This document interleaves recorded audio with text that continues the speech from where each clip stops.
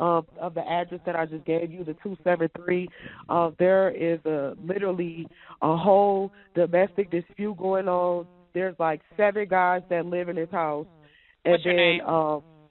I'm sorry, what is my name? Uh-huh. Okay. Okay. Tell me exactly what happened. Okay, so I'm the neighborhood watch, and Uh-huh. basically like I said, these guys they're like selling drugs in and out of the house. All you see is guys coming in and out of the house with guns and stuff. They holding guns in the air, and then it's like I'm not sure if they're pimping, but it's the situation that's going on right now. This girl doesn't have on any clothes. They threw her outside. He was fighting the girl.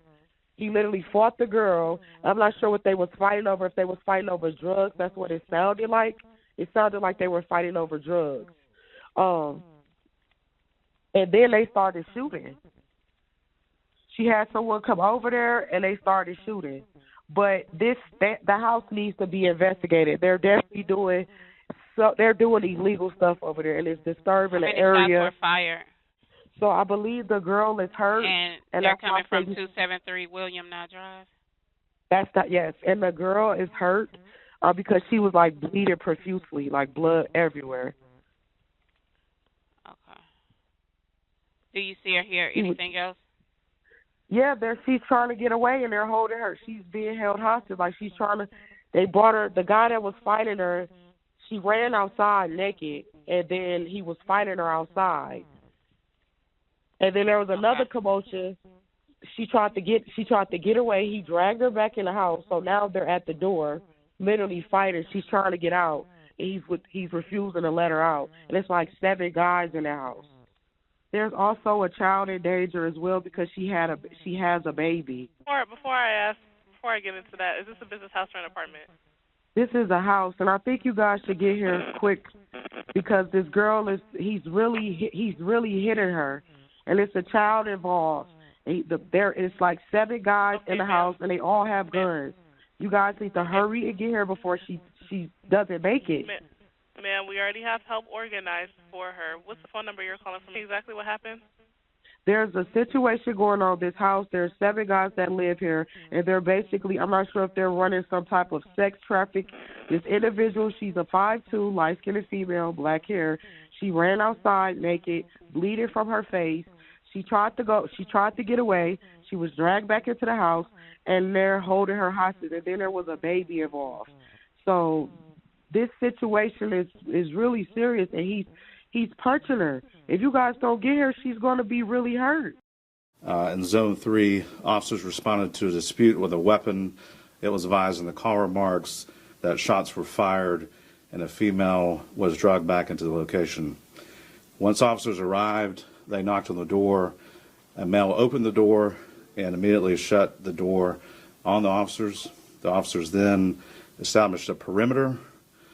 During the process of establishing the perimeter, 2 males fled out of the rear of the house. 1 male returned back into the house. The other male jumped 2 fences as he was fleeing. When officers located him on the other side of the fence, he appeared to have suffered an injury to his leg. Officers rendered aid, and he was transported to Grady Hospital, where he was pronounced deceased. That male is going to be a 39-year-old male out of Atlanta. Just to be very clear, the injury that was sustained was not via the officers on scene. It was when the male was fleeing. Urban Artificial Intelligence Strategic Thinking Media Platform. Legendary Atlanta rapper Young Scooter, man. R.I.P. to the legend. Iconic Atlanta rapper Young Scooter passed away. Now, it's a lot of different conversations and theories going on around why he passed away. We're going to get into that in the video. But the first thing I want to do, man, is say rest in peace to Young Scooter, man. Definitely a well-known person, a well-known artist growing up in the metro Atlanta area. I heard Young Scooter music all the time. Everybody seemed like they was a fan of this dude, but I didn't know how much of an impact he had until I heard his song Work with Gucci Mane, or sometimes it's called Pax on the internet, either called Work or Pax. it's on Grand Theft Auto 5. So it was one of the most legendary moments, I think, for an Atlanta rapper for him to be on Grand Theft Auto. It's a lot of other big name rappers who are never on Grand Theft Auto, man. And I think when I got on the game, I turned it on, and for the first time when I heard that update and I heard that song on the radio, in the car on Grand Theft Auto, it made me look at Scooter a little bit differently, man. I knew it wasn't just Atlanta that was rocking with him, but RIP to the legend, man. He made legendary music, and he definitely Atlanta icon on the rap scene now. It was two issues that people was talking about surrounding his death. The number one thing was how he passed away, the circumstances. All right, that was number one. The second thing was the mysterious 911 call involved with this whole thing. Now, I want y'all to get in the comments and let me know, how did y'all feel when y'all heard this 911 call? When I heard the 911 call, it just didn't sound right.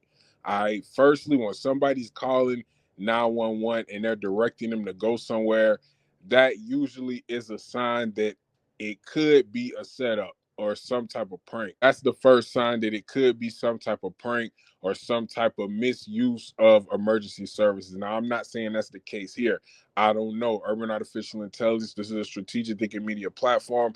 We don't just guess and, blindly shout opinions. I don't know what happened. I wasn't there. I'm just saying there are a couple of things that made me and other people on the internet weary when we first heard about this 911 call and when we heard about how Scooter passed. Now, the second issue was how he passed away.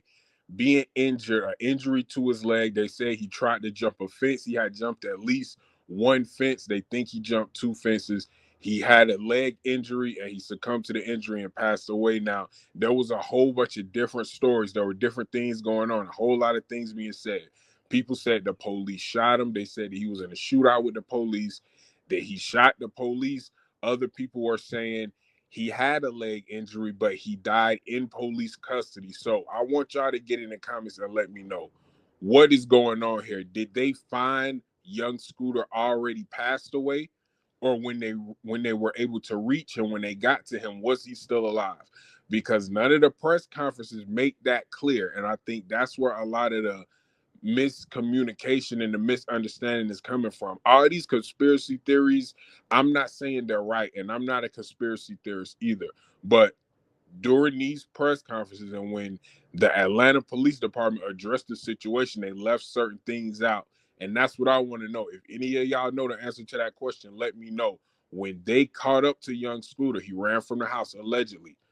When they caught up with young Scooter, was he dead or alive? That's very important. Did he ever get arrested? Did he ever go into police custody? That's what the people want to know. Or was he deceased when the police came on the scene? I think the APD got to be more clear about that detail. Now, when I first heard the police say something about a broken femur or a femur injury, that resonated with me. I was shot in the femur, so I had surgery on my femur before, and after the surgery, that's one of the first things that the doctor said to me. He said you was lucky because you got some important arteries near where the bullet hit, but it didn't hit those arteries, so you good. So when I heard him that he passed away from the artery type of injury, that kind of resonated with me, and I knew that that could be the case. Also, if y'all remember Sean Taylor, I think that's the same thing that happened with Sean Taylor, the legendary football player. He played for the University of Miami Hurricanes. He was shot in the leg during a home invasion in his home. I think he was laying in his bed and he passed away. I think it was the same type of issue. I don't know if it was his femur, but it was around his leg or maybe his waist area. So we do know that you can pass away from that type of injury. We're not saying that that is impossible to pass away from a leg shot or any type of leg wound or injury. But with all the other convoluted information that was coming out about young Scooter, the things just didn't sound right. Now to the 911 call, the craziest part of the situation. This is where the most questions are. We heard the 911 call. We heard the young lady say she's seen about 7 men with a naked female forcing her into a house. She was getting physically abused. It was blood pouring out of her face, okay? When the police got onto the scene, none of that was there. All right, it was no woman. The caller said something about a child. There was no child. If there was blood pouring out of her face in the middle of the street, was this caller the only one who seen it? Now, the caller wasn't even in the area, although she was talking like she was witnessing it. Again, that could be cause for concern. This is strategic. This is a strategic thinking media platform. It's urban artificial intelligence. I'm not accusing this young lady of lying. If there was a woman there or a child there who was subject to physical abuse, domestic abuse, any type of abuse, the police definitely should have been called and they should have handled it. But the key words that this lady was saying and the buzzwords that this lady was using on the phone, female, being dragged, naked, prostitution, pimping, drugs, those are buzzwords for police to move as quickly as possible.